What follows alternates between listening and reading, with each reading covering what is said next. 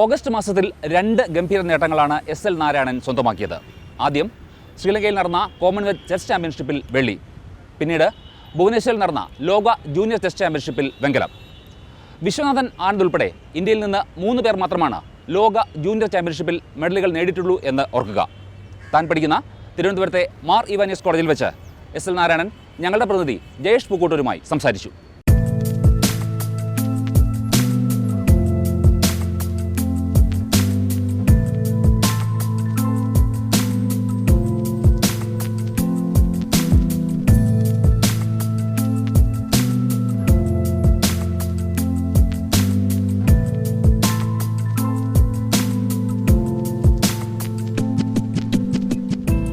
നാരായണൻ്റെ മാർ ഇവാനിയസ് കോളേജിലാണ് നമ്മളിപ്പോൾ ഉള്ളത്. എന്തായാലും ചതുരംഗക്കളത്തിൽ വിസ്മയങ്ങൾ സൃഷ്ടിച്ചുകൊണ്ട് മുന്നേറുകയാണ് എസ്.എൽ. നാരായണൻ. അതിൽ തന്നെ അഭിനന്ദനങ്ങൾ. മെഡൽ നേടിയതിന് ലോക ചാമ്പ്യൻഷിപ്പിലെ 4ാമത്തെ മാത്രം ഇന്ത്യക്കാരനാണ് ഈ ഒരു നേട്ടം സ്വന്തമാക്കുന്നത്. എങ്ങനെയുണ്ടായിരുന്നു അവിടുത്തെ മത്സരങ്ങളൊക്കെ ചാമ്പ്യൻഷിപ്പിലെ? വളരെ ടഫ് മാച്ചായിരുന്നു. ടോട്ടൽ 13 റൗണ്ട്സ് ഉണ്ടായിരുന്നു. അതിൽ തന്നെ ടോട്ടൽ 80 പാർട്ടിസിപ്പൻസ് ഉണ്ടായിരുന്നു. എൻ്റെ സീഡിങ് വന്നപ്പോൾ 10th ആയിരുന്നു. എന്നെക്കാളും മുന്നിൽ 9 മെയിൻ ഒപ്പോണൻസ് ഉണ്ടായിരുന്നു. ആദ്യത്തെ 4 റൗണ്ട്സ് ഒന്ന് 4 പോയിൻറ്റ്സ് എനിക്ക് നേടാൻ പറ്റി. പിന്നെ ഒരു ചെറിയ സ്ലിപ്പ് വന്നു, അത്ര പെർഫോമൻസ് പോരായിരുന്നു. പിന്നെ അവസാനത്തെ 5 റൗണ്ടിൽ 4 പോയിൻറ്റ് നേടിയാണ് ബ്രോൺസ് മെഡൽ കിട്ടിയത്. നല്ല ഓപ്പണൻസ് ആരായിരുന്നു അവിടെ? നല്ല ഓപ്പണൻസ് ടോപ്പ് 2 സീഡ്സുമായിട്ട് ഞാൻ കളിച്ചു. അത് 2 ഡ്രോ ആയി. അതോടൊപ്പം തന്നെ ലാസ്റ്റ് കളിച്ച അത്ര പേര് കേൾക്കാത്ത പ്ലെയറാണ് പോളണ്ടിൽ. പക്ഷേ പുള്ളിയുടെ പൊതുവിലുള്ള ആ ടൂർണമെൻറ്റിൽ നല്ല പെർഫോമൻസ് ആയിരുന്നു. ഒരു കളിയും തോറ്റില്ലായിരുന്നു സെക്കൻഡ് ലാസ്റ്റ് റൗണ്ട് വരെ. പക്ഷേ ലാസ്റ്റ് റൗണ്ട് എത്തിയപ്പോൾ എൻ്റെ കൂടെ തോറ്റു. ഇപ്പോൾ ഒരുപാട് ആൾക്ക് അറിയാനുള്ളൊരു ആഗ്രഹം ഉണ്ടാവും. ഇപ്പോൾ ചെസ് എന്ന് പറഞ്ഞാൽ ഭയങ്കര മൈൻഡ് ഗെയിമാണ്. ഒരുപാട് കോൺസെൻട്രേറ്റ് ചെയ്ത് നിൽക്കേണ്ടി വരും. ഒരു ദിവസം എത്ര സമയമൊക്കെ പരിശീലനത്തിന് വേണ്ടി ചിലവഴിക്കും? ടോട്ടൽ 6-7 hours ഒരു ദിവസം ഞാൻ വർക്ക് ചെയ്യാറുണ്ട്. അപ്പോൾ ഈ സമയത്ത് ക്ലാസ്സിലെ സമയത്ത് ക്ലാസ്സിലൊന്നും ശരിക്കും പ്രോപ്പറായിട്ട് കയറാൻ കഴിയുന്നുണ്ടാവില്ലല്ലേ? ഇല്ല, മിക്ക തവണയും ക്ലാസ് മിസ് ചെയ്യേണ്ടി വരും. പക്ഷേ ഉള്ള സമയമെല്ലാം ഞാൻ അറ്റൻഡ് ചെയ്യാറുണ്ട്.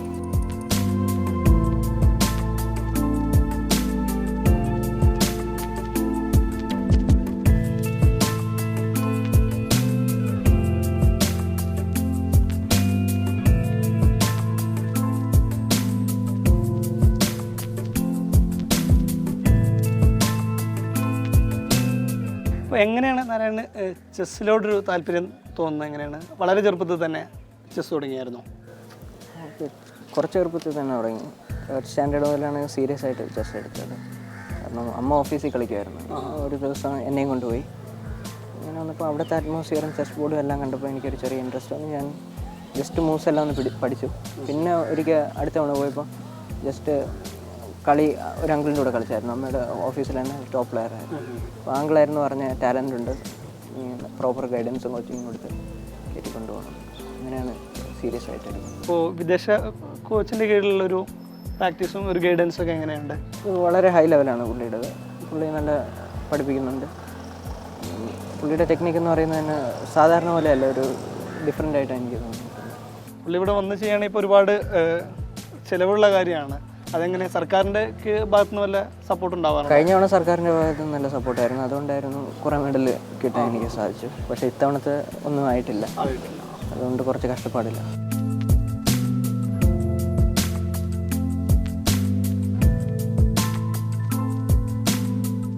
ഗ്രാൻഡ് മാസ്റ്റർ നോമ് കിട്ടിയ സമയത്തുള്ളൊരു എക്സ്പെരിമെൻ്റ് എങ്ങനെയാണ്? അതൊക്കെ എങ്ങനെയായിരുന്നു? ഗ്രാൻഡ് മാസ്റ്ററിലേക്കുള്ളൊരു പദവി, ആ ഒരു പദവി എങ്ങനെയായിരുന്നു വന്നത്? അന്ന് ആ വർഷം ഞാൻ നല്ല വർക്ക് ചെയ്തായിരുന്നു. പുള്ളി ഈ പറഞ്ഞ ഉക്രൈനിയൻ ഗ്രാൻഡ് മാസ്റ്ററിൻ്റെ കീഴിൽ തന്നെ പുള്ളി ഇവിടെ വന്നായിരുന്നു.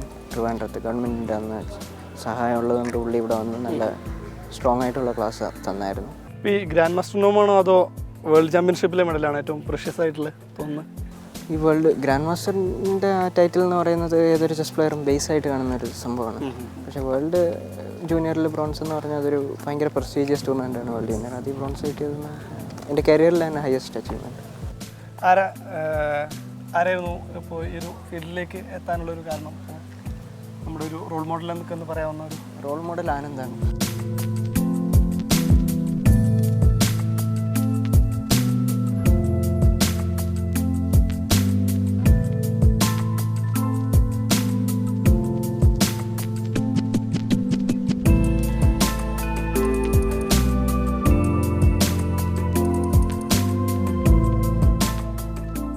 ഒരു ചെറിയ പ്രായത്തിൽ തന്നെ ഒരുവിധ എല്ലാ നേട്ടങ്ങളും നേടി ഗ്രാൻഡ് മാസ്റ്റർ നോമ കിട്ടി, വേൾഡ് ചാമ്പ്യൻഷിപ്പിൽ മെഡൽ വന്നു.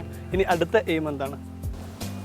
അടുത്ത വേൾഡ് കപ്പിൽ ഒരു സെലക്ഷൻ വാങ്ങുകയാണ്. കാരണം എന്നാലേ അടുത്ത വേൾഡ് ചാമ്പ്യൻഷിപ്പ് ടൈറ്റിലേക്കൊക്കെ കളിക്കാൻ ചാൻസ് കിട്ടും.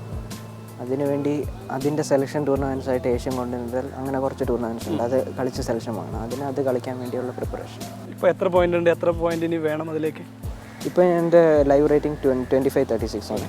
ടോട്ടൽ 2600 എബോവ് കിട്ടിയാൽ ചെറിയൊരു ചാൻസ് കിട്ടും. സോ ഇനി 64 പോയിന്റ് വേണം. തീർച്ചയായിട്ടും വൈകാതെ തന്നെ ലഭിക്കട്ടെ. എല്ലാ ആശംസകളും. രാജ്യത്തിന് അഭിമാനമാവാൻ കഴിയണം. താങ്ക്സ്.